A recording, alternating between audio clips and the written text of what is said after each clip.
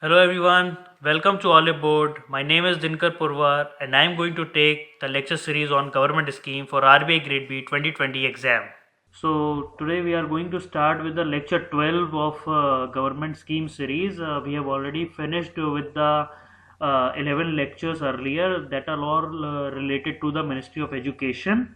So now we are going to start with a new ministry, that is Ministry of New and Renewable Energy, and here we are going to focus on some of the important schemes of Government of India under Ministry of New and Renewable Energy.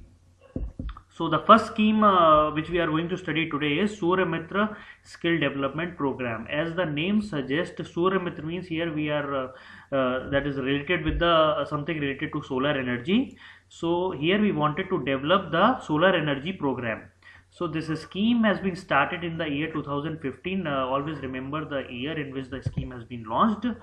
What is the aim of this scheme is here we are going to develop the skills of the youth regarding solar installation. Here we are going to develop the skills of the youth for solar installation because the opportunities for employment is growing in this area, and that's why we wanted to provide the skills for the youth in this sector. So solar energy power project installation, operation and maintenance in India and abroad. So this is the major work of this scheme, to develop the skills of the youth, and then to prepare the candidate to become a new entrepreneur in the solar energy sector. And at the same time we wanted people to come in the solar energy sector and they should do research and technology work under this Suryamitra scheme. So the basic objective of the Suryamitra skill development program is here we are going to equip the students in 90 days, that means 3 months, with the skills in installation of the solar panels, commissioning and sales and services of renewable energy devices. So here we are focusing on all the new renewable energy devices, especially related to solar energy. Then the second objective is to prepare the candidate to take up entrepreneurship in the solar energy sector. How this Suryamitra skill development program will be implemented? Here we have a National Institute of Solar Energy, NISE. It is an autonomous institution. Autonomous institution means here nobody will be guiding them. They are self-dependent on any type of work they wanted to take. This will be an institution under the Ministry of New and Renewable Energy. This is organizing the Suryamitra skill development program in the collaboration with state nodal agencies. So here this is for the central government, and this central government institution is going to provide the Suryamitra skill development program with the help of state nodal agency at various locations across the country. So what are the key features under the Suryamitra skill development program is, during the first 2 months of Suryamitra program, first 2 months at least there will be 3 visits to the medium and large industries known for the power transmission. So since this program is for 3 months, so for the first 2 months at least there will be 3 visits for every candidate to any of the medium or the large industry which is related to power transmission, distribution, load cabling like power grid or anything, and there will be 1 visit to a 33 kV substation must be planned. So there will be in that 3 months training, 2 months will be for 3 visit to medium and large industries which are related to distribution, transmission, load, and 1 visit will be to 33 kVA power station, so that they can understand the work of cabling and how the energy transmission is done, and all these things basics has to be available to the students. Then there will be a final examination. This final examination will be consisting of a written test, then practical examination. In the practical examination they can ask how cabling work is done, they may ask you to do some of the cabling also.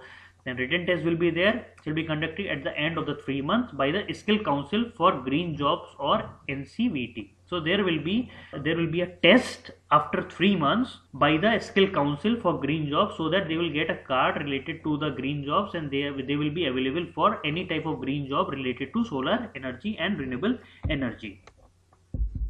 Suryamitra program, NISE has developed they have developed a GPS based mobile application. Under this Suryamitra program they have developed a GPS based mobile application known as Suryamitra mobile app. They have developed the app. This will allow the Suryamitras, that means those who got trained in the in this training, those who got the training under Suryamitra, to the various use of solar application across India and at their doorstep. So they all the Suryamitra, they will have an installation of Suryamitra app. So that will be enabled GPS based. So if they are required to do any work at any place, they can use this GPS mobile based application, and they can reach to across India at their doorsteps. So who will be the beneficiary under this Suryamitra skill development program? So the candidate should be 10th pass. First of all, we have to look for there should be a candidate who has 10th pass and who has done industrial training in electrician work, wireman work, electronics mechanics, fitters or sheet metal, and he or she should not be below 18 years of age. So this is the beneficiary who will be going to get the training. So they have to apply for the Suryamitra skill development program. If you meet all these criteria, so you will be given the training for the Suryamitra. So what is the target under Suryamitra skill development program? The target is to create 50,000 industry ready skilled manpower. So since right now solar based industries are developing at very fast rate, so we wanted to prepare around 50,000 industry ready. That means they should be ready to take up any work related to this for various services and manufacturing sector, which are required for installation, commissioning, operation and maintenance in the field of solar technology. So the main focus is to create 50,000 industry rated work. So let me tell you what type of question you can get from this Suryamitra skill development program. First of all, you should remember the year in which it has been launched, and you should also know for which purpose this has been launched. You should know that is for skill development of the youth in the solar sector. They may also ask you what is the course duration of the Suryamitra program. So you should always remember that is 90 days to 3 months, and it is also wanted to prepare the candidate to take up entrepreneurship work under the field of solar energy. Then who will be the implementation agency? So sometimes question can come, who is the implementation agency of Suryamitra skill development program? You should always know that National Institute of Solar Energy, NISE, is the autonomous institution under Ministry of Renewable Energy who is organizing and implementing this whole program. And at the last you should know the target means what is the target given for Suryamitra skill development program. That is 50,000 is the target given for the Suryamitra skill development program, and here we wanted to prepare industry ready manpower for various services and the manufacturing sector which are required for installing, commissioning, operation and maintenance in the field of solar technology. Now we move it to another scheme, that is Green Energy Corridor Project. Green Energy Corridor Project means we wanted to prepare a corridor which is full of green energy. That means here we are not using any conventional sources. What do you mean by conventional sources? First of all, conventional sources. So what are these? Conventional sources are the energy that is produced from coal, diesel and etc. These are all non-renewable energy. So these are conventional sources which are used day to day. But here we wanted to prepare a non-conventional sources of energy. Non-conventional sources of energy are also called renewable energy, that are solar, wind and tidal energy, wind energy, everything are coming under non-conventional sources. So here we wanted to prepare an energy corridor of all non-conventional sources of energy which are free from air pollution. The year in which a Green Energy Corridor project has been launched is the year 2015. The main aim of this is to synchronizing electricity produced from renewable energy. So we wanted to synchronize, we wanted to gather all the energy that is produced from the from the renewable energy sources such as solar, wind, with the conventional power station. If there is a power station over here, this power station here, it is a coal based power station, and here they are producing a power over here. So here we wanted to add our solar, wind, tidal, whatever energy, we wanted to synchronize our non-renewable sources of energy with the renewable energy sources with the non-renewable energy sources, and here we wanted to synchronize this electricity produced so that it can be used throughout the country. So we wanted to synchronize with the grid system. The key features of this is this project was envisaged by the Power Grid Corporation of India, PGCIL. Power Grid Corporation of India is a very big corporation of India. It is government owned. It was proposed as a dedicated transmission network for renewable energy potential states. So here we wanted to prepare a dedicated transmission network for all the energy potential states. So there are few states in India that are renewable energy potential, that are solar energy, wind energy. So these are some of the potential states where we can find full of renewable energy, but we just wanted to utilize that. So the total project cost of this is 10,141 crore that has been given for this project cost. How the funding will be done, the funding mechanism usually consists of 40% of the government grant. So around this much of money, that is 4,056 crore, will be given by the central government of India as a grant for the development of green energy corridor project. Then there will be a 20% state equity. That means state equity means state will provide the money and they will get a share in the distribution and selling of the mechanism. And there will be a 40% loan from KfW, that is from the Germany, that is a company in Germany, that is 500 million euros will be the loan from this German company.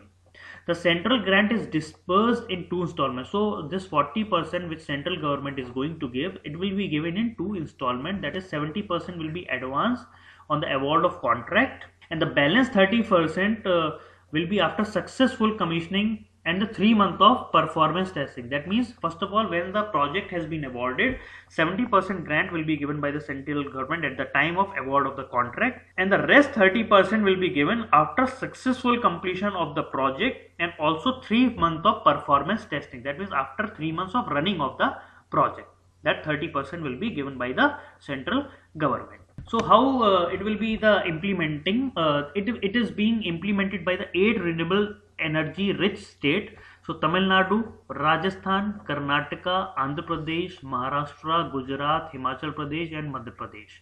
So these are some of the 8 renewable energy rich state. In this area only this green energy corridor project will be implemented, and the project will be implemented in this state by the respective state transmission utilities. So whatever these states have developed, the state transmission utilities for the respective states, they are going to be the implementation agencies. The ministry monitors the project every month. So this Ministry of Renewable Energy will be monitoring the project every month. Then there will be a project appraisal committee under the chairmanship of the concerned joint secretary. So there will be a joint secretary who will be the project appraisal, who will be the head of the project appraisal committee, and with a member of the CEA and PGCIL, that is Power Grid Corporation, and they will monitor the project and recommend on the disbursal of the central grant. So this whole ministry will monitor the things with the help of a joint secretary, and wherever there is a proper implementation of the projects, so they will decide on the dispersal of the central grant to that particular state. So under the green energy corridor project, there was a target for the creation of ambitious 175 gigawatt of renewable energy capacity by 2022. So this is a very ambitious target that government has set for themselves, that has to be achieved by 2022. So let me revise what we have studied under this. First of all, under green energy corridor project, you should always remember the year in which has been launched, and the main aim is to synchronize electricity produced from the renewable sources. And this project is not for all the states, it is only for states that are related with the renewable energy. The project is envisaged by the Power Grid Corporation of India Limited. You should always remember this. PGCIL is taking care of this project. Funding pattern, usually in the government they normally don't ask, but this is just for your general knowledge, you can remember that. And after that you should know under which all 8 states are there under which this project will be implemented, and you should also know that the project will be taken care by the respective state transmission utilities, and at the same time Ministry of New and Renewable Energy will be taking care of the project every month, and there will be a project appraisal committee under the chairmanship of joint secretary, and they will decide on the central grant to which state they want to give, which states are not performing properly. And you should also remember what is the target given under green energy corridor project. This is very important. That is 175 gigawatt. Sometimes in exam they will give you 150 gigawatt, 175 gigawatt, 180 gigawatt. You should remember that 170 gigawatt is the target, and that has to be achieved by the year 2022. That is Green Energy Corridor project. Now we come to the another scheme, that is third scheme, that is Kusum. Kusum, the full form of Kusum is Kisan Urja Suraksha Evam Utthan Maha Abhiyan. Here we are focusing on Kisan Urja. That means we have wanted to provide with the solar pumps to the Kisan. The scheme provide for the installation of solar pump, solarization of existing agriculture pumps. So there, wherever there are electric pumps in the field which are working on normal electricity, so here we also focusing on solarization of those pumps, and also we wanted to install the new solar pumps in the fields, and installation of grid connected renewable energy power. That means whatever extra energy the solar panel will produce after utilization under solar pumps, so this extra energy will be transferred to the grid for the use in the other places. This scheme has been launched in the year 2019. The aim of this scheme is to encourage the use of barren land. Barren land means which is not good for agriculture, for setting up of solar power plants. So wherever there is a barren land, so here we wanted to set up solar power plants, and also to add solar and other renewable energy capacity of 25,750 megawatt by 2022. So we wanted to add solar energy of capacity 25,750 megawatt by 2022, that we have to add only as a solar energy.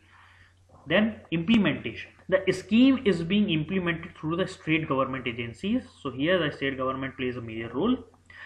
There will be three components that we will study later. The component A and component C will be implemented on the pilot model for 1000 megawatt capacity and 1 lakh grid connected agriculture pumps. So there will be three components. Component A and component C will be implemented on pilot model for 1000 megawatt capacity, and there will be total 1 lakh grid connected agriculture pumps. So there we are going to connect total of 1 lakh agriculture pump with the grid, and thereafter it will be scaled up after successful run of the pilot project. Then there will be component B that will be implemented in a full-fledged manner. After that pilot run, there will be component B that will be implemented in a full-fledged manner. So now we are going to study what is there under components.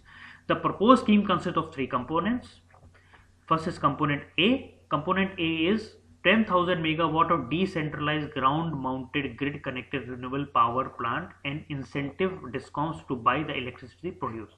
So here we wanted to produce 10,000 megawatt of decentralized ground mounted grid connected renewable power, and also we wanted to incentivize the discom. Discoms are the places where you can sell your electricity, so that we wanted to incentivize this discom to buy this electricity produced. Then we have a component B for installation of 17.5 lakh standalone solar power agriculture pump. So this component A and component B here we are installing 17.5 lakhs stand-alone solar powered agriculture pump. That is a huge number. Then we have a component C, solarization of 10 lakh grid connected solar power agriculture pump. So here first of all we are connecting component A and component C.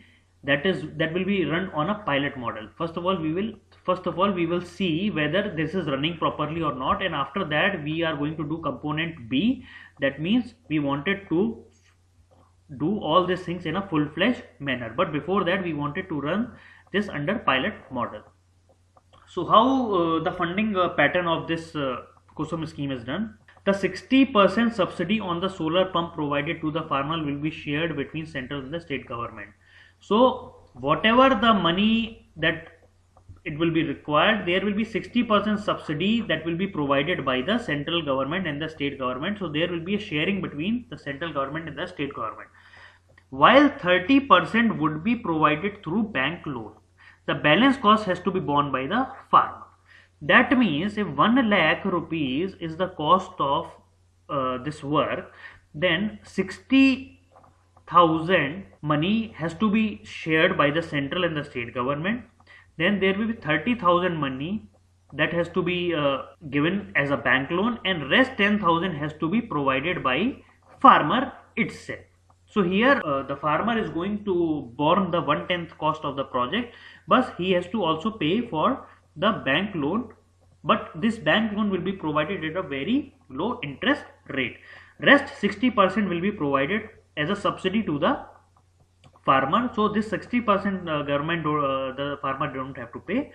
Then who will be the beneficiary under the Kusum scheme? The beneficiary under the Kusum scheme will be farmers, group of farmers, cooperatives, societies, panchayats, farmer produce organization and water consumer organization who have their own or lease land. So those who are having land like farmer, group of farmer, cooperative societies, panchayats, farmer produce organization, that is FPOs, and water consumer organization, all those who have their own or the lease land, they are the beneficiary under the Kusum scheme. So let me revise what is the Kusum scheme. Kusum scheme is for the installation of the solar pumps and also solarization of the existing agriculture pumps, and also installing whatever the extra energy produced with the solar energy with the grid connected renewable power plant. The main aim is to encourage the use of barren land for setting of the power plant and to add solar energy for 25,750 megawatt by 2022. So there will be three components: component A, component B and component C. Component A and component C will be run on a pilot model, and when this pilot model is successful, then component B will be implemented in a full-fledged manner. So these are all the component A, component B and component C. The funding I have already explained, like 60% subsidy will be given, rest has to be borne by the farmer. In there 30% will be given as a bank loan and 10% will be given by the farmer only. And the beneficiaries are all the farmers, group of farmers, cooperative societies, panchayats, farmer produce organization and water consumer association who have their own lease of land. Now we move into the other scheme, that is the fourth scheme, that is Atal Jyoti Yojana. As the Jyoti Yojana suggests that here we wanted to illuminate the dark region. So Atal Jyoti Yojana, that is also known as Ajay, is to illuminate the dark region through establishment of solar street light. Here the focus is on solar street light to illuminate the dark region. This scheme has been launched in the year 2018. The main aim of this Atal Jyoti Yojana is to illuminate dark region across 5 states through solar power with high mass solar LED lights. So here we are focusing on across 5 states to provide with high mass solar LED street lights. Who will be the implementation agency? There will be Energy Efficiency Service Limited, EESL, has been entrusted to implement the scheme. So what are the components? It is a sub scheme, that means it is the scheme under some of the major schemes under off-grid and centralized solar application scheme of Ministry of New and Renewable Energy of Government of India. So it is a sub scheme, it is not a major scheme, it is a sub scheme under off-grid and decentralized solar application. So funding, how the funding of this Atal Jyoti Yojana will be done? The total cost of the scheme, first of all, they have taken a total cost of the scheme for 5 states is 583 crores. So Ministry of New and Renewable Energy will provide around 75% of the cost of the street lights. That means if 100 rupees is the cost of street lights, 75 rupees will be provided by the Ministry of New and Renewable Energy, and remaining will come from the 25% will come from the Member of Parliament Local Area Development Fund, MP LAD. Everybody knows that we have a member of parliament in each constituency.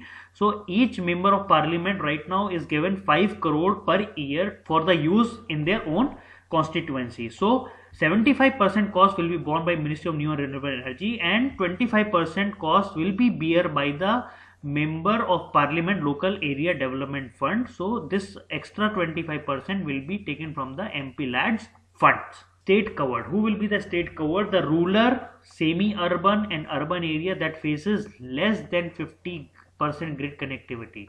That means those areas in our country or those states in our country, those who have less than 50% grid connectivity like Uttar Pradesh, Assam, Bihar, Jharkhand, Odisha will be illuminated with solar LED street lights.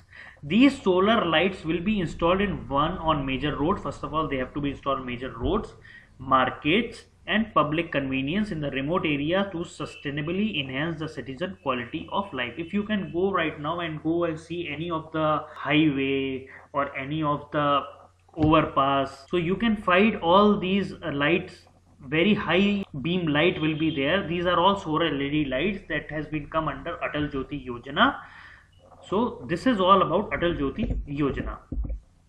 So let me revise you about the Atal Jyoti Yojana. Atal Jyoti Yojana is majorly focused on illumination of the dark region through establishment of solar street light. Solar street light is the important word over here. This scheme has been launched in the year 2018, and the main aim of this scheme is to illuminate the dark region across 5 states. 5 states have been selected for the illumination with the solar high mass solar LED lights, and this will be implemented. You should always remember this, who is the implementation agency, because every time in the exam it comes like who is the implementation agency, because people used to mark Ministry of New and Renewable Energy, that everybody is known, but exactly who got the authority to do that? So Energy Efficiency Service Limited is the implementation agency that has been entrusted to implement the scheme. So it is a sub scheme under off-grid and decentralized solar power, solar application under Ministry of New and Renewable Energy. You should remember the year, you should remember the implementation agency over here. And you should also know that under which scheme MP LAT fund is used. So you should know that Atal Jyoti Yojana, around 25% money will be used by Member of Parliament Local Area Development Fund. So who are the states which are covered? These are the states which have a 50% grid connectivity, like Uttar Pradesh, less than 50% grid connectivity, that is Uttar Pradesh, Assam, Bihar, Jharkhand and Odisha, that will be illuminated with the solar LED lights. These solar LED light will be all installed in the major roads, markets and public convenience in remote areas to sustainably enhance the citizen quality of life.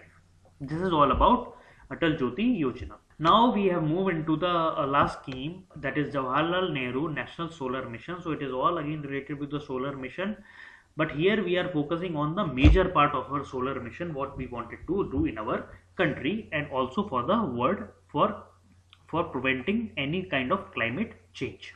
So Jawaharlal Nehru National Solar Mission, also known as National Solar Mission, this is also called as National Solar Mission, is one of the 8 key missions. It is an 8 key missions of India National Action Plan on Climate Change, NAPCC. This is the one of the 8 key national mission that has been put under Indian National Action Plan on Climate Change. So this has been launched in the year 2008. The main aim is, the mission of this same is at reducing the cost. First of all, we wanted to reduce the cost of solar power generation in our country by putting a long-term policy. First of all, we wanted to give a very nice policy for solar development. Then large-scale deployment of the goal and aggressive R&D. We wanted to do aggressive R&D so that we can reduce the cost of the solar power generation. Earlier, people used to know that the solar power energy cost around 17 rupees per unit. Now it has come to less than 5 rupees per unit. So you can see this is just because there has an extensive R&D that has been done in the recent years. So that is why the cost of solar energy has come down. The focus on setting up and enabling an environment for solar technology penetration. So we wanted to set up an environment for the solar technology penetration in our country, both at the centralized and the decentralized level. So we wanted to provide a very good and smooth process for solar technology penetration by providing incentive, by providing subsidies, so that solar technology can penetrate throughout our country, even to the remote places wherever they can reach. So what is the objective of the Jawaharlal Nehru National Solar Mission? To establish India as a global leader in the solar energy. So as we all know that India is a tropical country, so India is very good at solar energy, because India receives a good amount of solar energy. So India also wanted to become a global leader in the solar energy. By creation of policy condition, we wanted to create a good policy condition for the diffusion across the country as quickly as possible. So whatever good thing comes in the solar energy, we wanted to create that kind of policy condition in our country. So anything related to solar energy come, we can easily penetrate throughout our country as quickly as possible. Then we also wanted to promote the off-grid application of solar energy, both SPV and solar thermal, for meeting the target set under Jawaharlal Nehru National Solar Mission for phase 1. Then to create awareness, we wanted to also create awareness and demonstrate effective and innovative use of solar system for individuals. We wanted to create awareness regarding the solar energy. so that it can be used by individual, corporation, company, industry, community, anything. We wanted to create awareness for this renewable energy that is available free of cost, but we wanted to use it properly. Then to encourage innovation in the field in addressing the market needs and promoting of sustainable business model. We wanted to also create a sustainable business model and also encourage innovation in the field of solar energy in addressing the market needs and promotion of the sustainable business model. To provide support to channel partner, whoever people are there in the field of solar energy, we wanted to support all the channel partners. And who will be the beneficiaries, we wanted to also engage all these people within the framework of the boundary condition and a flexible demand driven model. We wanted to create a flexible demand driven model. So we just don't want to simply give, okay, you take this. No, we wanted to create that kind of policy model where people should ask for, please give me this type of solar energy. We wanted to utilize solar energy. So we wanted to create a flexible demand driven model.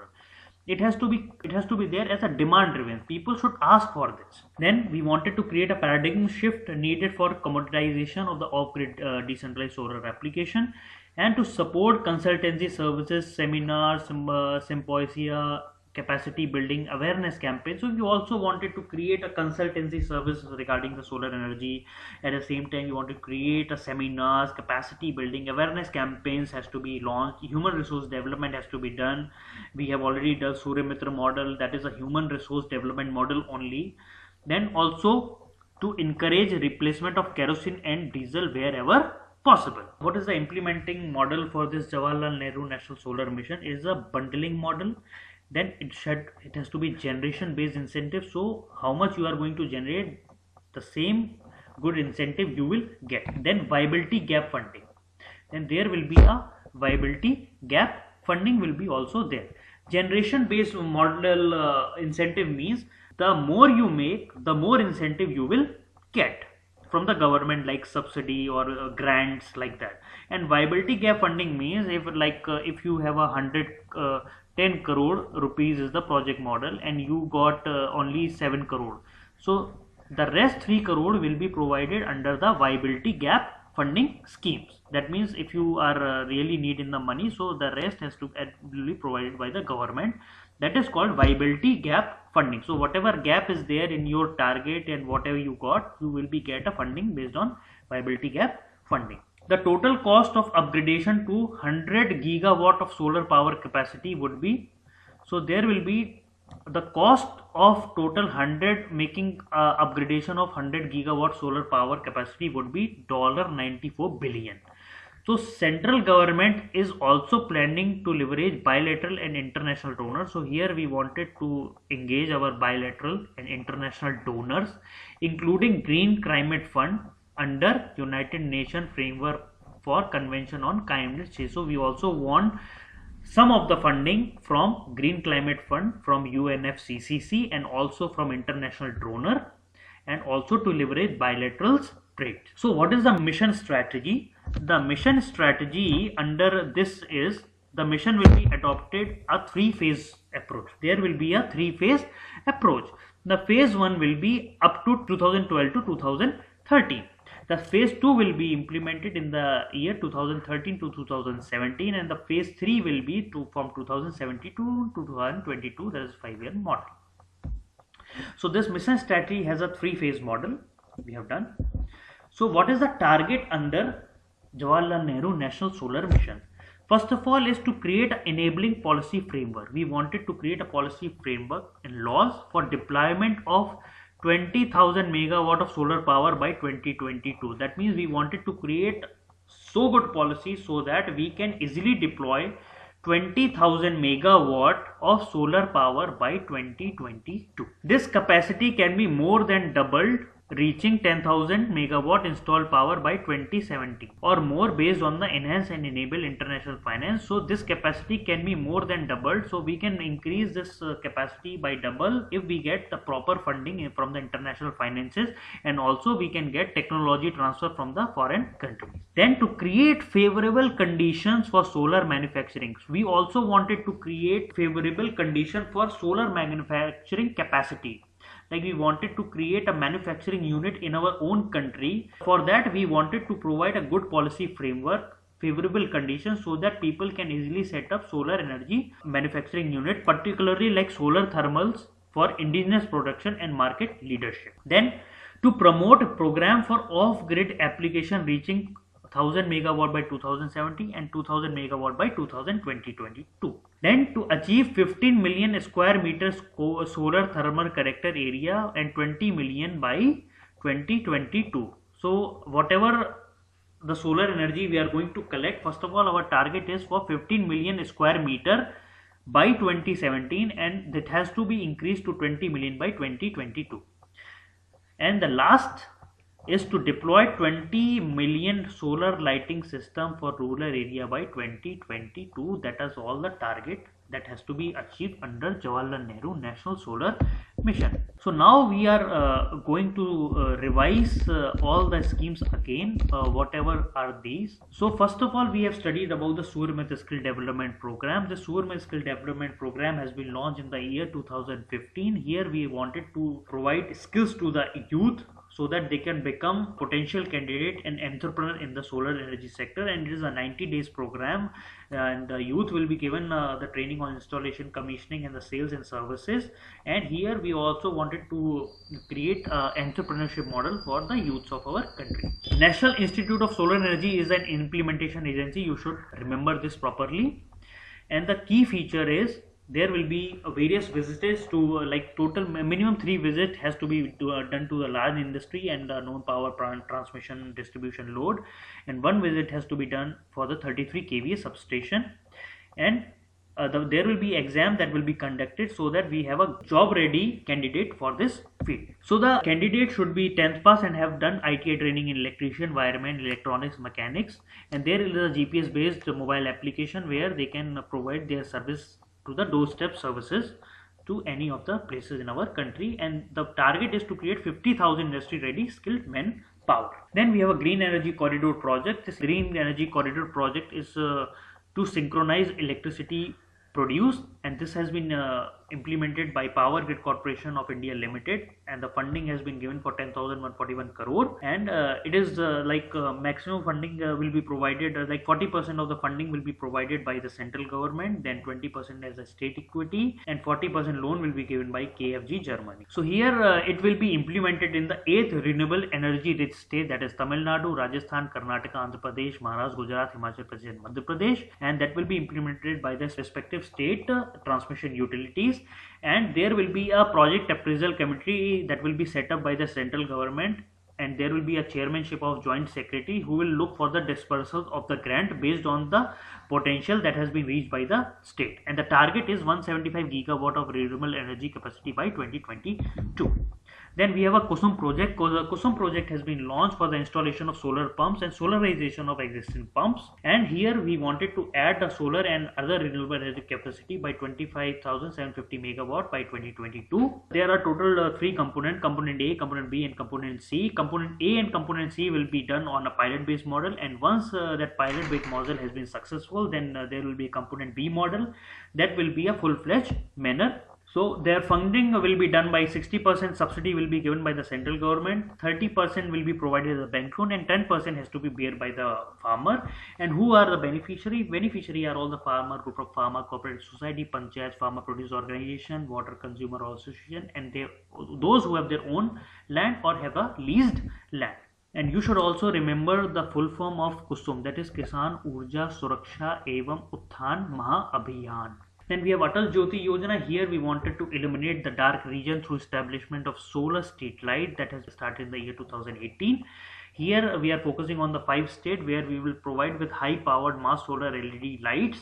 The implementation agency will be Energy Efficiency Service Limited, and it is a sub scheme under the off-grid and decentralized solar power scheme of Ministry of New and Renewable Energy. The total cost of the scheme is 583 crores, and the 75% of the cost will be provided by bear by the government, Ministry of New and Renewable Energy, and the rest 25% will be provided by the MP Lads fund. That is the money that has been given to all the member of parliament. That is right now is 5 crore per year to the member of parliament for the beneficiation of their own constituency, so they can utilize this money for the upliftment of their own region. So this scheme will be available in Uttar Pradesh, Assam, Bihar, Jharkhand and Odisha, that will be illuminated with the solar LED lights.